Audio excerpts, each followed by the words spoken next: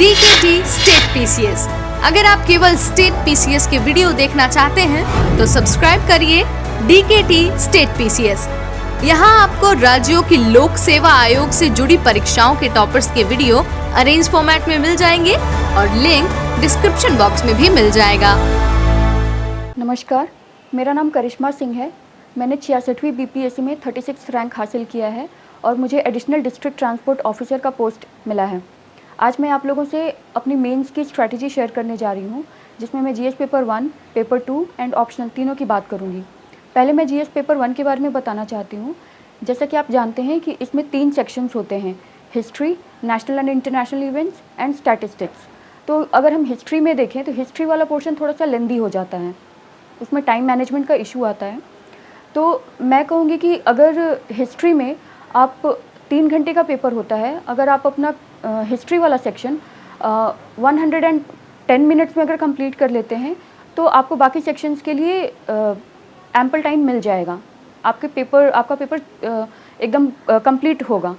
तो हिस्ट्री में जैसे क्वेश्चंस आते हैं, मैंने ट्राई किया था कि मैं डाइवर्स क्वेश्चंस अटेम्प्ट करूं। जैसे कि हमारे टाइम में 2 ट्राइबल मूवमेंट से क्वेश्चंस आए थे। मैंने एक ट्राइबल मूवमेंट से अटेम्प्ट किया था, एक नेशनल मूवमेंट से अटेम्प्ट किया था और एक आर्ट एंड कल्चर से अटेम्प्ट किया था।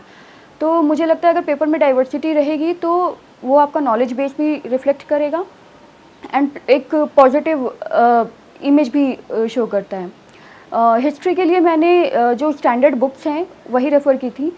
जैसे स्पेक्ट्रम की आती है हिस्ट्री की, और बिहार स्पेशल के लिए क्राउन पब्लिकेशन की एक बुक आती है, मैंने वो रेफ़र किया था हिस्ट्री पोर्शन के लिए। बाकी मैंने एडुटेरिया की मेंस की टेस्ट सीरीज़ ज्वाइन की थी, उनके मॉडल आंसर्स थे। तो इन सारी चीज़ों को मिला के मैंने अपने आंसर्स कंपाइल किए थे। फिर मैं कहूँगी कि प्रीवियस ईयर के क्वेश्चंस बहुत इंपॉर्टेंट होते हैं।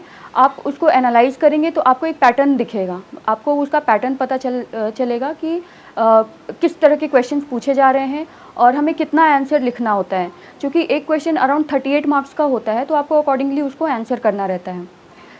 International relation and national events की बात करें तो इसके लिए ये एक तरीके से करंट अफेयर्स का पोर्शन आता है।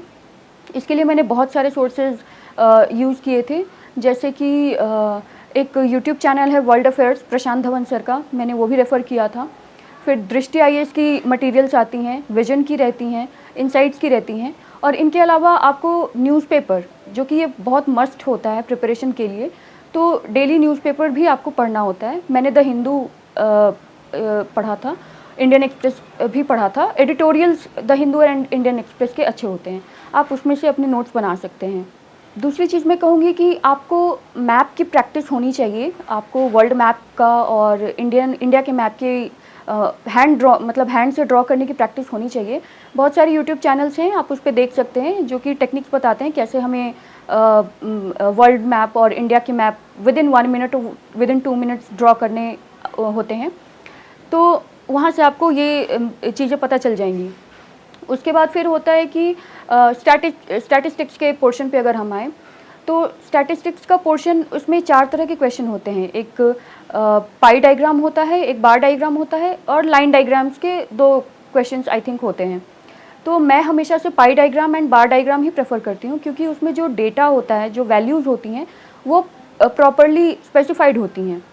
और अगर आपका पाई डायग्राम पे प्रैक्टिस अच्छी है इसकी, तो आप काफ़ी कम समय में इसको टैकल कर सकते हैं और इसमें गलती होने के चांसेस थोड़े से कम रहते हैं।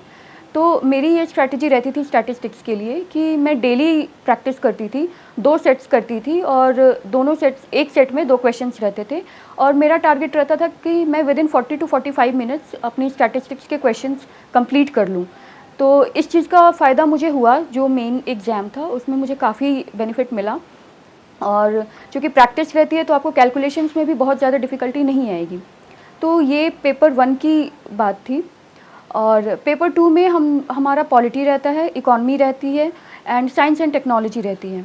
तो पेपर 2 में जैसे अगर हम पॉलिटी की बात करें तो पॉलिटी में आपके बेसिक कॉन्सेप्ट्स, जैसे कि बेसिक जो चैप्टर्स हैं, जो हमारा फंडामेंटल है, जैसे कि प्रिएम्बल हुआ, फंडामेंटल राइट्स हुए, फंडामेंटल ड्यूटीज़ हुए, directive principles of state policy, governor, president, ये सारे चैप्टर्स आपको कॉन्सेप्ट बहुत अच्छे से क्लियर होने चाहिए क्योंकि क्वेश्चंस पूछे जाते हैं यहाँ से। दूसरी चीज़ें हैं कि पॉलिटी के लिए भी आपको न्यूज़पेपर रीडिंग मस्ट है एंड करंट अफेयर्स के लिए आपको वही सारे मटेरियल्स जो मैं ऑलरेडी मैंने बताया है, जैसे दृष्टि का है, इनसाइट्स का, इन सारी चीज़ों को मैंने रेफ़र किया था। और बुक मैंने पढ़ी थी एनसीईआरटी एंड लक्ष्मीकांत की बुक पढ़ी थी मैंने पॉलिटी के लिए। सेकंड पार्ट है इकॉनमी। तो बेसिकली हमें इकॉनमी दोनों पर्सपेक्टिव से पढ़नी होती है, नेशनल पर्सपेक्टिव से भी और हमारे स्टेट के पर्सपेक्टिव से भी। तो मैं कहूँगी कि इंडिया का इकोनॉमिक सर्वे एंड बजट ये मस्ट है एंड बिहार का भी इकोनॉमिक सर्वे एंड बजट, इसका आपको पूरी सर्वे पढ़ने की ज़रूरत नहीं है। हर चैप्टर में एक आप उसका इंट्रोडक्शन पढ़िए, उसमें आपको रेलिवेंट डेटा मिल जाएगा, आप उसको एक जगह कंपाइल करके रखिए क्योंकि वो डेटा बहुत ही यूज़फुल होता है। मैंने जैसे अपने एग्ज़ाम में इकोनॉमिक सर्वे की सारी डेटा, मतलब जो भी क्वेश्चंस थे एज़ पर डिमांड, मैंने इकोनॉमिक सर्वे और बिहार के बजट का डेटा यूज़ किया था। प्लस आपको एक कंपैरिजन ड्रॉ करना है कि इंडिया के इकोनॉमिक सर्वे और बजट में क्या है, जैसे लिटरेसी रेट हुआ तो भारत की कितनी है, बिहार की कितनी है। तो एक कंपैरेटिव वे में पढ़ेंगे आप तो आपको पता चलेगा कि मतलब इसको कैसे कंसोलिडेट करना है। तो बजट और इकोनॉमिक सर्वे ये मस्ट है। और उसके बाद फिर न्यूज़पेपर्स हैं, जैसे इकोनॉमी के लिए मैंने मृणाल सर की वीडियोस भी रेफ़र की थी, वो उनसे भी पढ़ाई की थी मैंने। और उसके बाद फिर हमारा साइंस एंड टेक्नोलॉजी वाला जो पोर्शन है, साइंस एंड टेक्नोलॉजी वाले पोर्शन के लिए मैं कहूँगी कि बिहार में सबसे ज़्यादा ज़रूरी जो हमारी नेचुरल कैलामिटीज़ हैं उसको टैकल करने के लिए साइंस एंड टेक्नोलॉजी का क्या रोल होता है, ये आप ज़रूर देखिए, इसको आप एनालाइज़ करिए कि पहले तो हमारी समस्या क्या है और क्यों है, इसका एनालिसिस ज़रूरी है। उसके बाद फिर इसका हम साइंस एंड टेक्नोलॉजी का यूज़ करते हुए कैसे समाधान करेंगे, ये हमें बताना है। तो साइंस एंड टेक्नोलॉजी के लिए एज सच मैंने कोई बेसिक बुक नहीं रेफ़र की थी, मैगजीन्स आते थे, जैसे साइंस रिपोर्टर हैं, ये सारे मैगजीन्स हैं, योजना है, कुरुक्षेत्र हैं, इनमें से आपको कुछ कुछ रेलिवेंट मटेरियल्स मिल जाएंगे, वो आपको ढूंढनी पड़ेंगी। उसके बाद फिर एडुटेरिया का भी जो मेंस टेस्ट सीरीज़ मैंने ज्वाइन किया था, उसमें वो सर लोग मॉडल आंसर्स प्रोवाइड करते थे, उससे भी काफ़ी हेल्प मिली मुझे। और ये मतलब जीएस पेपर 2 का पार्ट है और इसमें आपको आप लोगों मतलब जितना अच्छे से आप लोग अपना आंसर कंपाइल करेंगे, मैं कहूँगी सेंटेंस ज़रूरी नहीं कि आप पूरा सेंटेंस लिखें, आप बुलेट्स में भी लिख सकते हैं, आप अपना डेटा फ्लो चार्ट में भी बता सकते हैं। मतलब जितना ईज़िली अंडरस्टैंडेबल रहे, आप अपनी कॉपी उतनी ईज़िली अंडरस्टैंडेबल बनाइए। तो ये थी जीएस पेपर्स की strategy. So thank you very much.